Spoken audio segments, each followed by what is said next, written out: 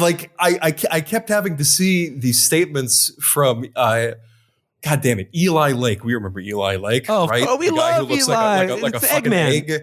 I am the Eggman. Cuckoo, cuckoo. Goddamn, he was talking about like he's a real blast from the past, and I've had to see his tweets recently because he's like, yeah, he's really feeling himself. He's really feeling himself again. Because like whenever there's not some insane bloodletting going on in the world, Eli Lake is just like a non-entity, totally forgettable. But man, oh man, when the United States or Israel is really feeling themselves, you're going to be seeing Eli on the timeline. He's going to be feeling himself too, and he's feeling himself right now because a group that he hasn't had to think about for a long time is now threatening something. And he's talking about like, why don't we strike the Houthi military positions, level them, and we'll show them what we mean? Like nobody in the world has ever thought about that before. They just got strike Yemen. Yeah.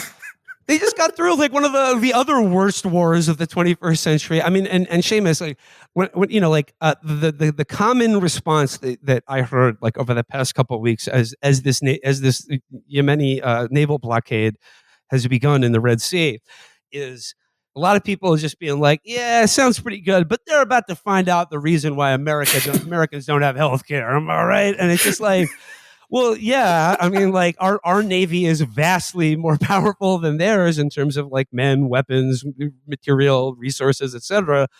But they've just got done facing nearly the full force of like all of the best weapons that we could have on offer, arrayed directly at them with like no restrictions whatsoever, and they won.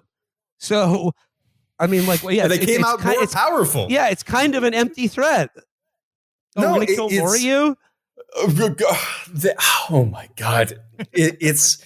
We have to like, sorry, I need to center myself and I need to go back to like what are the points I need to hit on? Yeah. The thing about the cause that they've had to narrow down for why the Houthis need to be eliminated this time, because they can't reference what the actual cause is. Because if you explain the cause to anyone with a functioning brain, they're like, I feel like this could be avoided if like there's just a ceasefire for a while. No, not just that, but I feel like this is the way that we're told that good nations use their military for. Yeah, like this is the way that we're told responsible democratic nations conduct themselves when a genocide is happening in the world. Yeah, they put on the stops. They're not carpet bombing anything. They're doing what they can. They gave out their delicious cot to the crews of the Galaxy class vessels. They're loving it. Oh my god. Other hostages are not getting that kind of treatment. That's for real. Yeah.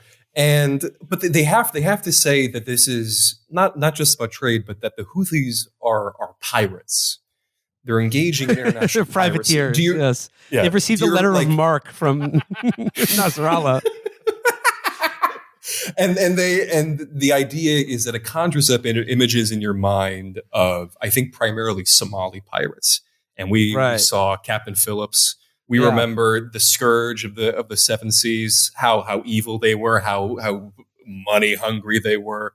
But then you put it under like any amount of scrutiny, and it's like, okay, well, they seized the one ship, but the ship didn't really have any cargo on it. It was mostly to send a message, and they're not seizing any other ships, really. They're striking them after numerous warnings, but they're also not killing anyone on these ships.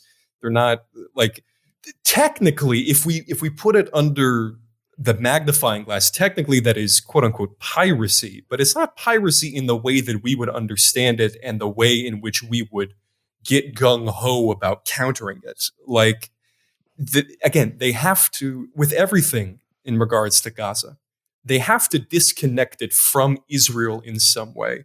All the suffering, all the knockdown effects, all the escalation, it has to happen in its own sort of vacuum. Yeah. In which the axis of resistance and its factions and its nations have to be attacking Israel in some way that is entirely unrelated to the situation that is present at this current moment, and as well the situation that existed before October 7th. I mean, you see a similar dynamic with the protests in America or Europe, like the large and still ongoing acts of civil disobedience and widespread protest.